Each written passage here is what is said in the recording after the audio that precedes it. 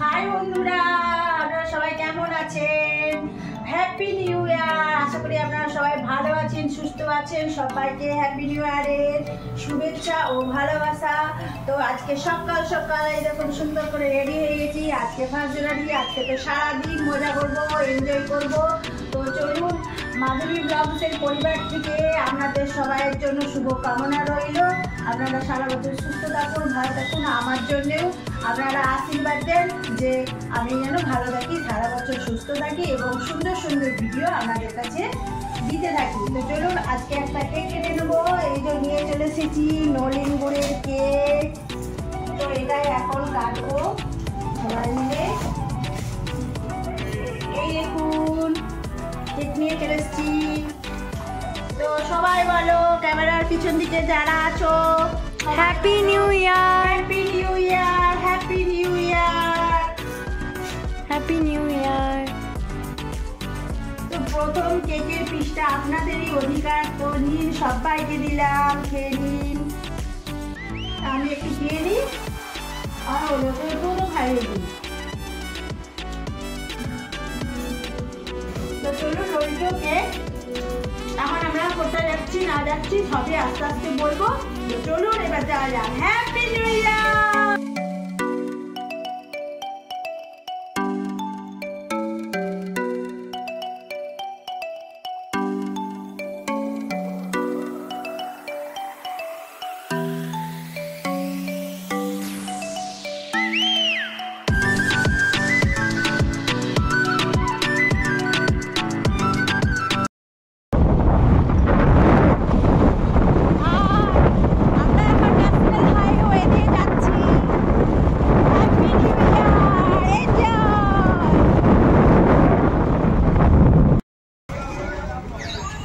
তো আমরা এখন এসে গেছি আমাদের গন্তব্যস্থলে, মেদিনীপুর টাউন থেকে প্রায় 8 কিলোমিটার দূরে কন্যগর মন্দির।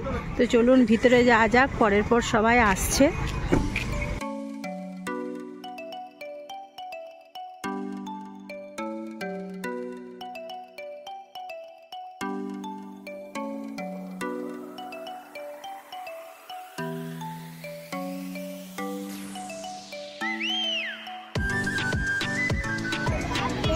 তো মন্দিরের ভেতরে এখন আমরা ঢুকছি। তো এই দেখুন সুন্দর মন্দিরটা, আপনাদের পুরোটা দেখিয়ে দিলাম। তো চলুন, এবারে ভিতরে ঢুকে গেছি। এখানে পুজো দেওয়ার লাইন পড়েছে, মিনিমাম অন্তত 500 জন লাইনে দাঁড়িয়ে আছে। তো এখানে অনেক রকমেরই মন্দির আছে, বজরংবলীর মন্দির আছে, মহাদেবের মন্দির আছে, 3-4খানা মন্দির আছে। আর এখানে রান্না বান্নার হচ্ছিল। আর এখানে আমরা চলে এলাম কোথায় খাওয়া দাওয়া হবে সেখানটা একটু খুঁজে আগের থেকে দেখে নিলাম। তো এরকম 2 জায়গায় খাওয়ার ব্যবস্থা আছে, পরিষ্কার টরিষ্কার করে ফ্যান চালিয়ে দিয়েছে। আর দেখুন কত গাড়ি এসেছে, সব এখানে গাড়ি পার্কিংয়ের জায়গা। বহু মানুষ প্রত্যেক দিন এখানে হয়। আর একটু খিদে পেয়ে গেল, তাই চলে এলাম এখানে ফুচকা খেতে। এখানে ফুচকা নিরামিষ ফুচকা। তো বর আর মেয়ে খাচ্ছে, আমি একটু ছবি তুলে নিই আগে, তারপরে আমিও খেয়ে নিয়েছি। আর এখানে চলে এলাম, দেখুন এখানে সব পূজার সামগ্রী পাওয়া যাচ্ছে, ডালি যেগুলো বলা হয়, যা যা পূজা দেওয়ার জন্য লাগে সব এখানটাও দেখিয়ে দিচ্ছি। তো চলুন, আর একটু এসে গেলাম, এবার আর একটু টিফিন করতে হবে। ভাত খেতে তো এখনও দেরি আছে, ভোগ খেতে। তাই এখানে দেখুন গরম গরম জিলিপি ভাজা হচ্ছে, লুচি আর মুড়ি পকোড়া সবই আছে। মোটামুটি 2টি খাবারের দোকান আছে। তো আমরা একটু লুচি আর তরকারি নিয়ে নিয়েছি। বরের পাকোড়া ভালো লাগছে, একটু পাকোড়া খেলো। সবাই মিলে খেয়ে নিলাম হালকা করে, মানে একটু পরেই আবার খাওয়া দাওয়াও আছে। তো চারপাশটা একটু ঘুরে দেখে নিচ্ছি। দেখুন কত সুন্দর করে সাজিয়েছে মন্দিরের সামনের দিকটা। তো ভালোই লাগছে, সারাদিনটা বেশ হালকা মিষ্টি রোদে ঘুরতে বেড়াতে খুবই ভালো লাগছে। তো আবার এইটা তোমাদের বাড়ি কে কে আছে?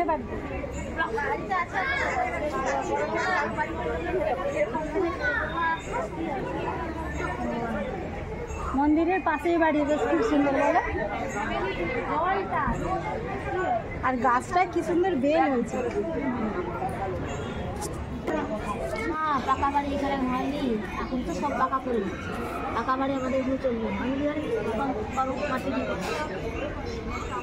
এখন তো মাটির বাড়ি দেখাই যায়নি একদম। বলতে বললেই তোর এই 1.5 হাত চওড়া আছে, হাত দেওয়ালটা, মাটির 1.5 হাত চওড়া দেওয়াল। বাহ, কত বছরের এই বাড়িটা? বাড়িটা শুধু দেওয়ালটা উঠাতে 1 মাস টাইম লেগেছে।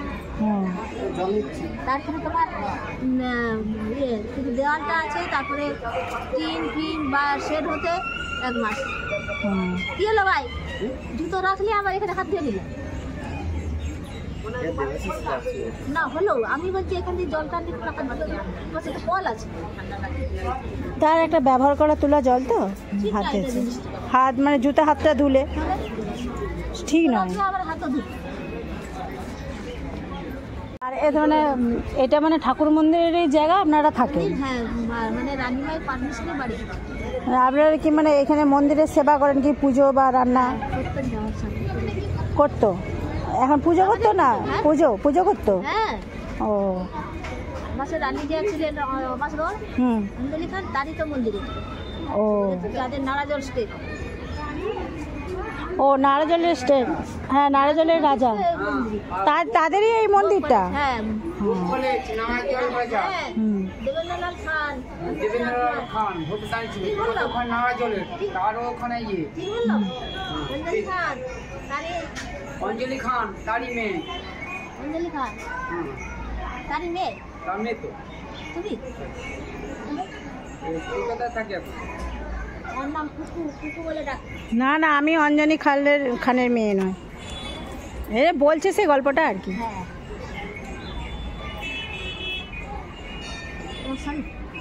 হ্যাঁ এটা স্বামী, আর এই যে পুত্রী, ওই যে পুত্রী। তো মন্দিরের গেটের পাশ দিয়ে একটা সিঁড়ি আছে, তো সবাই উঠছে দেখে আমিও একটু উঠে পড়লাম।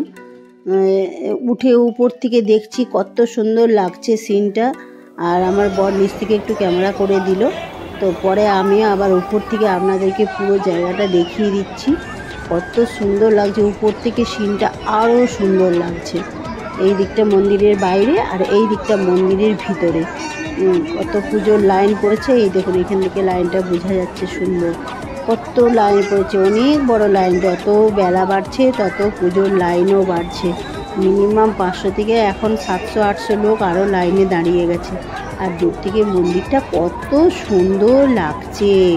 এটা হচ্ছে মা কালী মায়ের মন্দির, পাশেই আছে বজরংবলীর মন্দির, মহাদেবের মন্দির, আর ওখানে পাশে একটা সুন্দর পুকুরও আছে।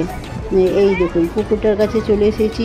এটা ঠিক মন্দিরের পিছনের দিকে ঘাট বাঁধানো পুকুর, আর আমরা এখানে উঁচুটায় বসে আছি, বসে বসে ফটো সেশন করছি, তুলছি, নানা রকম বসে একটু রেস্ট নিয়ে নিচ্ছি। এই তো মন্দিরটা এখান থেকেও দেখা যাচ্ছে চারপাশ থেকেই। তো চলুন এবারে ভোগ খাওয়ার জায়গায় চলে এসেছি। ভোগ দেওয়া শুরু হয়ে গেছে। প্রথমে পোলাও দিয়েছে, তারপরে খিচুড়ি, আলু ভাজা, বাঁধাকপির তরকারি, আর চাটনি ছিল, পায়েস ছিল। তো দেখুন কত লোক খাচ্ছে, কি সুন্দর লাগছে। প্রচুর মানুষ বসেছে, বিশাল বড় বড় খাবার জায়গা। তো পিছন দিকেই দেখুন অনেক মানুষ বসেছে। তো খেয়ে নিচ্ছি, ভালোই হয়েছে খাবারের টেস্ট। তো মন্দিরের বাইরে চলে এসেছি, দুজনে দুটো আইসক্রিম কিনে নিয়ে আইসক্রিম খাচ্ছি। তো চলুন আজকের ভিডিওটা এতটাই। ভিডিওটি ভালো লাগলে লাইক, কমেন্ট, শেয়ার এবং সাবস্ক্রাইব করে দেবেন। তো লাস্টে প্রতিবেশীর সঙ্গে একটু দেখাও হয়ে গেল, তার সঙ্গে খানিকক্ষণ গল্পও করে নিলাম। এবার বাড়ি ফিরবো। তো চলুন যাওয়া যাক। Tata, bye bye.